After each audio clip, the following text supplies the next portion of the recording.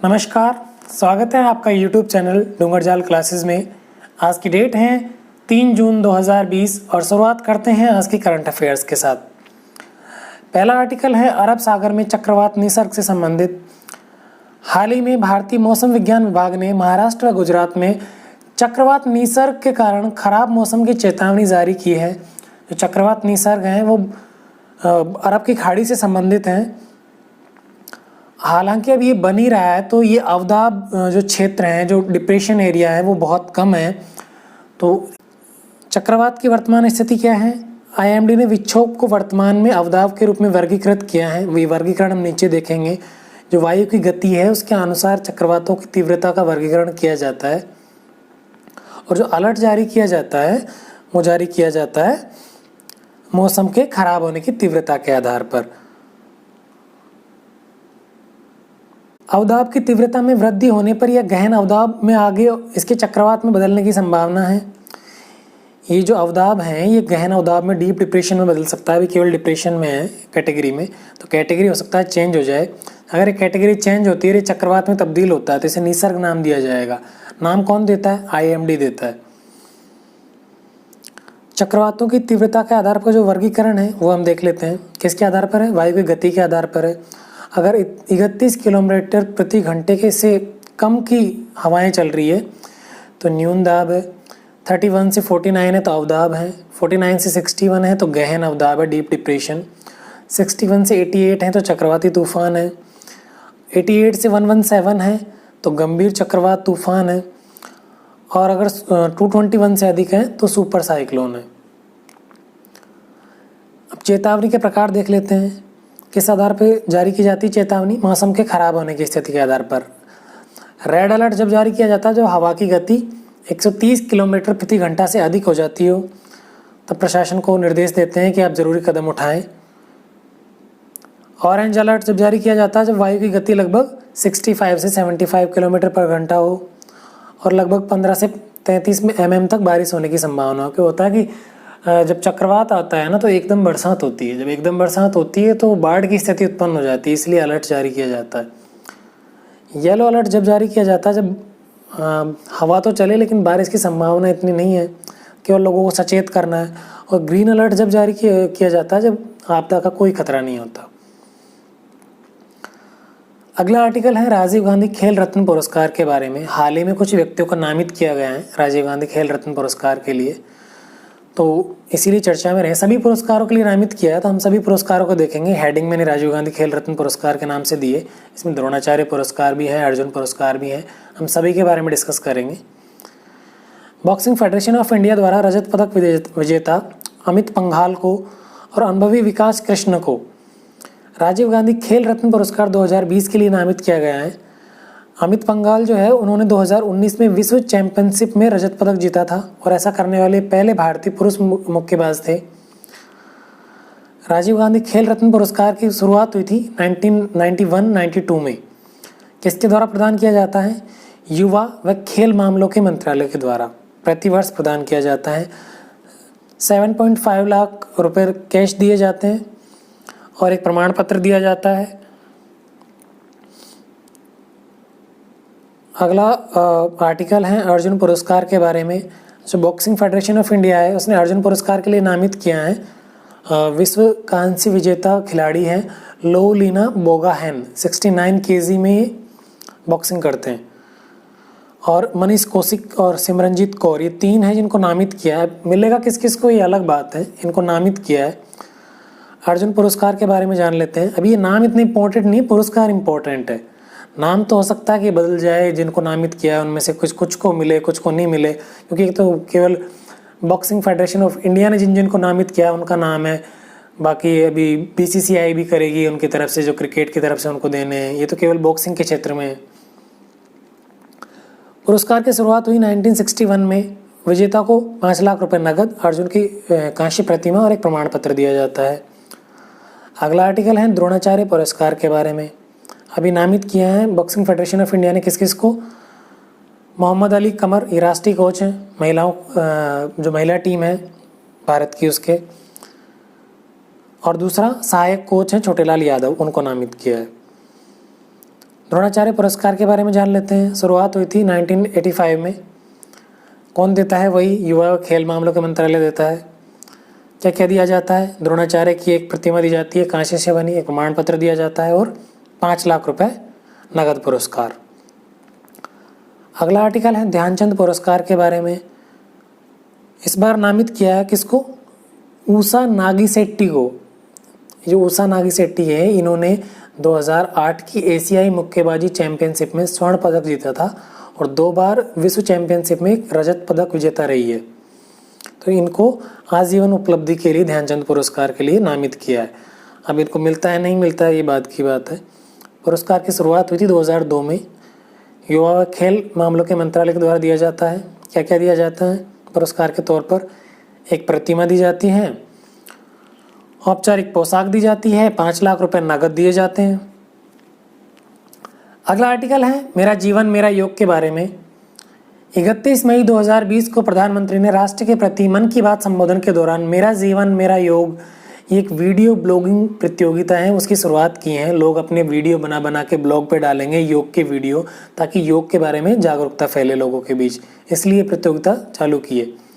कौन कौन इसमें काम पहल करेगा, कौन इसका संचालन करेगा? तो एक तो आयुष मंत्रालय है, योग से संबंधित है। योग किसके अंडर में आता है? आयुष मंत्रालय के उसमें आता है। और दूसरा है भारतीय सांस्कृतिक संबंध परिषद, क्योंकि योग हमारी सांस्कृतिक विरासत है, इसलिए भारतीय सांस्कृतिक संबंध परिषद इसमें संलग्न है। उद्देश्य क्या है? वीडियो ब्लॉगिंग प्रतियोगिता के माध्यम से योग के बारे में लोगों को जागरूकता करना। और जो अगला अंतर्राष्ट्रीय योग दिवस आएगा उसमें लोगों की जो भागीदारी है उसको बढ़ाना, सक्रिय भागीदारी को बढ़ाना। सक्रिय भागीदारी और निष्क्रिय भागीदारी से तात्पर्य ये है कि कई बार जैसे टीचर्स वगैरह होते हैं, उनको कहते हैं कि आप योग में भाग लीजिए, वो एक दिन तो कर लेते हैं लेकिन उसके बाद उसको छोड़ देते हैं, केवल खाना पूर्ति करते हैं। तो निष्क्रिय भागीदारी, सक्रिय भागीदारी कि लगातार करें, लोगों को जागरूक करें उसके बारे में, तो उसके लिए ये चलाया जा रहा है। और क्या क्या है प्रमुख बिंदु? कि विश्व भर से कोई भी व्यक्ति इसमें भाग ले सकता है, ऐसा नहीं केवल भारतीयों के लिए, विश्व भर से कोई भी व्यक्ति भाग ले सकता है। 3 मिनट का अपना वीडियो बनाना है किसी भी योग आसन के बारे में, किसी भी योग अभ्यास के बारे में, और उसमें जो भी संदेश आपको देना है वो दे सकते हैं प्रतिभागियों के लिए। और कैसे आपके जीवन को योग प्रभावित करता है ये बताना है उस 3 मिनट के वीडियो में, संक्षिप्त में। और जो बेस्ट वीडियो होंगे 3, उनको पुरस्कार दिया जाएगा क्रमशः। जो फर्स्ट आएगा उसका 1 लाख रुपए, सेकंड को 50,000 और थर्ड पे 25,000 रुपए। अगला आर्टिकल है लोकसभा के नियम 266 और 267 के बारे में। अभी चर्चा में क्यों है? कि राज्यसभा सचिवालय ने वीडियो कॉन्फ्रेंसिंग के माध्यम से पैनल की बैठक में शामिल होने के लिए गृह मामलों की स्थायी समिति के सदस्यों को अनुमति देने से इनकार कर दिया है। कि जो गृह मामलों की स्थायी समिति थी उनके सदस्यों ने अनुमति लेनी चाहिए थी राज्यसभा सचिवालय से कि आप हमको बैठक के लिए वीडियो कॉन्फ्रेंसिंग के लिए अनुमति दो, तो उन्होंने इनकार कर दिया कि नहीं, आपको बैठक करनी पड़ेगी। तो लोकसभा का जो नियम 267 और 266 क्या है? 267 में है कि समिति की बैठकें संसद भवन में होंगी, हालांकि अध्यक्ष के पास उन बैठकों को बदलने की शक्तियाँ हैं। अध्यक्ष चाहे तो बैठक कहीं और जगह हो सकती है, कई बार गुप्त बैठक होती है वो अलग जगह होती है। तो ये 267 में है। 266 में क्या है? इस नियम में बताया गया है कि सभी समिति की बैठकें निजी तौर पर आयोजित की जानी चाहिए, जो वीडियो कॉन्फ्रेंसिंग के माध्यम से बैठकों का एक वैकल्पिक मार्ग उपलब्ध करवाती है। यह अनिवार्य है कि समिति की बैठकों में सरकार द्वारा साझा की गई जानकारी की गोपनीयता की रक्षा हो। इसलिए तर्क दिया गया कि जब समिति के सदस्य विभिन्न संस्थानों में कार्य करते हो तथा आभासी बैठकों में गोपनीयता की रक्षा करना मुश्किल हो सकता है। तो ये तर्क है कि जो वीडियो कॉन्फ्रेंसिंग है उसमें आपकी जो गोपनीयता है, जो प्राइवेसी है, वो थोड़ी खतरे में हो सकती है कि कोई ऐप है उससे डाटा लीक हो जाए। जैसे जूम ऐप से पहले डाटा लीक होने की कई बातें सामने आई थी कि वो चीनी ऐप है उससे डाटा लीक हो रहे हैं। तो इसलिए ये थोड़ा चिंता का विषय है, इसलिए उन्होंने मना कर दिया राज्यसभा सचिवालय ने इसकी अनुमति देने से। अगला आर्टिकल है राष्ट्रीय कैरियर सेवा परियोजना के बारे में। राष्ट्रीय कैरियर सेवा परियोजना के तहत केंद्रीय श्रम व रोजगार मंत्रालय ने रोजगार चाहने वाले पंजीकृत उम्मीदवारों के लिए मुफ्त ऑनलाइन कैरियर कौशल प्रशिक्षण की शुरुआत की है। प्रमुख बिंदु क्या क्या हैं? किसके साथ साझेदारी में शुरू किया है, तो TCS ION, TCS टाटा का है। ये टाटा ने एक प्रोग्राम चलाया हुआ है, डिजिटल जोन्स बनाए हुए हैं जो कंप्यूटर जो डिजिटल शिक्षा है उसके क्षेत्र में काम करने के लिए, तो उसके साथ साझेदारी में इन्होंने शुरू किया है। मॉड्यूल हिंदी और अंग्रेजी दोनों भाषा में उपलब्ध हैं। रोजगार चाहने वालों को जो कौशल प्रशिक्षण का कार्यक्रम है, पाठ्यक्रम है, वो हिंदी अंग्रेजी दोनों में उपलब्ध है। मंत्रालय आपको मैंने बता ही दिया कि रोजगार और श्रम मंत्रालय है। शुरुआत कब की गई थी राष्ट्रीय कैरियर सेवा की? 20 जुलाई 2015 को। पंचवर्षीय योजना है, तो 20 जुलाई 2020 को इसको ख़त्म होना है। अब इसको आगे एक्सटेंड किया जाता है या नहीं किया जाता है, ये मंत्रालय के ऊपर, कई परियोजनाओं को एक्सटेंड कर देते हैं, तो इस चीज़ का ध्यान रखें हमेशा। अभी तो ये पंचवर्षीय है, तो 2020 में समाप्त होने जा रही है। क्या काम करती है? नौकरी पेशा नियोक्ताओं, प्रशिक्षण व कैरियर मार्गदर्शन प्राप्त करने वाले उम्मीदवारों तथा प्रशिक्षण व कैरियर परामर्श प्रदान करने वाली एजेंसियों के बीच में खाई को पाटने का काम करती है। ये इसका काम है नेशनल कैरियर सेवा का। अगला आर्टिकल है वास्तविक नियंत्रण रेखा के बारे में। हाल ही में चीन और भारत के बीच में विवाद हुआ है LAC के ऊपर। एक विवाद तो सिक्किम में हुआ है, नाथुला सेक्टर में, और दूसरा विवाद है पेंगोंग त्सो झील है लद्दाख में, वहाँ पर। तो ये वास्तविक नियंत्रण रेखा है, ये अभी चर्चा में रही है। तो क्या है हम जान लेते हैं। वास्तविक नियंत्रण रेखा भारत और चीन के बीच स्थित है। एक ऐसा सीमांकन है जो आधिकारिक रूप से दोनों देश नहीं मानते, केवल जो युद्ध विराम हुआ था जहाँ पर सेनाएं स्थित थी उस समय, उसी जगह को LAC मान लिया गया है। लेकिन ऐसा कोई ऑफिशियल डॉक्यूमेंट नहीं है कि LAC पे किसी के साइन हो कि हम इस रेखा को मानते हैं आपस में। ये केवल इनफॉर्मल है, फॉर्मल तरीके से नहीं है, अनौपचारिक है। चीन इसे 2000 किलोमीटर का मानता है, भारत मानता है कि 3488 किलोमीटर लंबी है। पूर्वी क्षेत्र में LAC का संरेखण 1914 में मैकमोहन रेखा है। जो अरुणाचल प्रदेश है उसके साथ मैकमोहन रेखा लगी हुई है, तो पूर्वी क्षेत्र में तो वो है, और अरुणाचल प्रदेश के अलावा जो भी भाग है वहाँ LAC है, लाइन ऑफ एक्चुअल कंट्रोल। ये पाकिस्तान की जो नियंत्रण रेखा उससे अलग कैसे हैं, तो पाकिस्तान के साथ तो है LOC, लाइन ऑफ कंट्रोल, और ये चीन के साथ है लाइन ऑफ एक्चुअल कंट्रोल। तो कंफ्यूज होने की ज़रूरत नहीं है इसमें। कश्मीर युद्ध के बाद संयुक्त राष्ट्र संघ द्वारा जब संघर्ष विराम किया गया तब LOC का उदय हुआ था, और भारत और पाकिस्तान ने इसको मान्यता दी हुई है बाकायदा। 1972 में जो दोनों सेनाओं के DGMOs थे उन्होंने साइन किया था नक्शों पे, उसको चित्रित किया हुआ है। जबकि चाइना के साथ ऐसा कुछ नहीं है, अनौपचारिक है, दोनों देश सहमत नहीं है, नक्शे पे चित्रित नहीं है, जमीन पे कोई सीमांकन नहीं है, केवल जहाँ पे सेनाएं रुकी हुई थी उसी को LAC मान लिया अनौपचारिक रूप से। तो इसीलिए बार बार उस पर टकराव की स्थिति बनती है, सैनिक आगे आ जाते हैं चीन के, कई घुसपैठ के वीडियो आपने देखे होंगे। तो ये बड़ा कारण है वहाँ का। और दूसरा कारण है कि चीन की जो 5 फिंगर पॉलिसी है, पंच अंगुली नीति जिसको बोलते हैं, वो माओ त्से तुंग वहाँ का एक नेता है उसने दी थी। उसके अनुसार जो लद्दाख है, नेपाल है, भूटान है, सिक्किम है और अरुणाचल प्रदेश है, ये 5 भाग वो कहता है कि हमारे हैं। ये चीन का कहना है।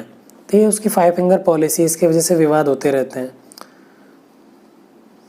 अगला आर्टिकल है चैंपियंस पोर्टल के बारे में। MSME सेक्टर को सशक्त बनाने के लिए इसकी शुरुआत की है प्रधानमंत्री ने। MSME सेक्टर से संबंधित है, इसमें क्या काम किया जाएगा? जो छोटी इकाइयाँ हैं उनकी जो भी शिकायतें हैं उनको सुलझाने का काम किया जाएगा। उनको सुझाव दिए जाएंगे कि आप इस शिकायत को इस तरीके से कर सकते हो, कोई चैलेंज है उसको आप कैसे सोल्व कर सकते हो। उनको प्रोत्साहित किया जाएगा, उनको समर्थन, कोई मदद करनी है गवर्नमेंट की तरफ से, किसी स्कीम के तहत लाना है, उनको योजनाओं का लाभ कैसे दिया जा सकता है। इन सब कार्यक्रमों के लिए एक सिंगल पोर्टल बनाया है, चैंपियंस पोर्टल, ताकि जो MSME सेक्टर है उसकी जो समस्याएं हैं उनको एड्रेस किया जा सके। ये आज के आर्टिकल थे। और ये जो मैप मैंने डाला है, जो लाइन ऑफ एक्चुअल कंट्रोल है उसके ऊपर, देखो डिस्प्यूटेड एरिया है एक्साई चीन, ये 1962 में चीन ने ले लिया था भारत से। ये 2 क्षेत्र हिमाचल प्रदेश में है, चमोली और एक और क्षेत्र है चुमली सेक्टर, दोनों सेंट्रल सेक्टर 545 किलोमीटर के ये हैं, और 1570 किलोमीटर ये लद्दाख वाले क्षेत्र के साथ में। ईस्टर्न क्षेत्र में 1325 किलोमीटर की सीमा है। अरुणाचल प्रदेश के साथ जो सीमा है वो मैकमोहन है, बाकी लाइन ऑफ एक्चुअल कंट्रोल है, LAC है। तो ये थी आज की करंट अफेयर्स, और आज की करंट अफेयर्स पे जो आधारित प्रश्न है वे हम देख लेते हैं। पहला प्रश्न है, निसर्ग चक्रवात के बारे में निम्नलिखित कथनों पर विचार करें। पहला कथन है ये बंगाल की खाड़ी से संबंधित है। दूसरा कथन है IMD द्वारा मौसम से संबंधित चेतावनी देने के लिए मौसम के खराब होने की तीव्रता को आधार के रूप में लिया जाता है। सही कथन बताने हैं। दूसरा प्रश्न है, राजीव गांधी खेल रत्न पुरस्कार के बारे में निम्नलिखित कथनों पर विचार करें। इस पुरस्कार की शुरुआत वर्ष 1991-92 में हुई थी। इस पुरस्कार के विजेता को एक पदक, एक प्रमाण पत्र और 5 लाख रुपए का नकद पुरस्कार दिया जाता है। सही कथन नहीं है, वे कथन बताने जो सही नहीं है। अगला प्रश्न है, मेरा जीवन मेरा योग के बारे में निम्नलिखित कथनों पर विचार करें। पहला कथन है ये आयुष मंत्रालय व भारतीय सांस्कृतिक संबंध परिषद का संयुक्त प्रयास है। दूसरा कथन है ये एक निबंध प्रतियोगिता है। तीसरा कथन है यह प्रतियोगिता व्यक्ति के जीवन में योग के परिवर्तनकारी प्रभाव पर केंद्रित। राष्ट्रीय कैरियर सेवा के बारे में निम्नलिखित कथनों पर विचार करें। राष्ट्रीय कैरियर सेवा 20 जुलाई 2015 को प्रधानमंत्री द्वारा शुरू की गई पंचवर्षीय मिशन मोड परियोजना है। यह परियोजना केंद्रीय रोजगार एवं श्रम मंत्रालय के महानिदेशालय द्वारा कार्यान्वित की जा रही है। सही कथन बताने हैं। अगला प्रश्न है, वास्तविक नियंत्रण रेखा के बारे में निम्नलिखित कथनों पर विचार करें।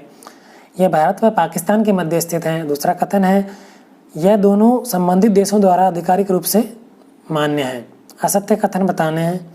अगला प्रश्न है, चैंपियंस पोर्टल संबंधित है MSME सेक्टर से, कर संग्रह से, सेवा क्षेत्र में सुधार से व कृषि विपणन से। कमेंट सेक्शन में आप इन प्रश्नों के उत्तर दीजिए। कल फिर मिलते हैं एक नई वीडियो के साथ। नमस्कार।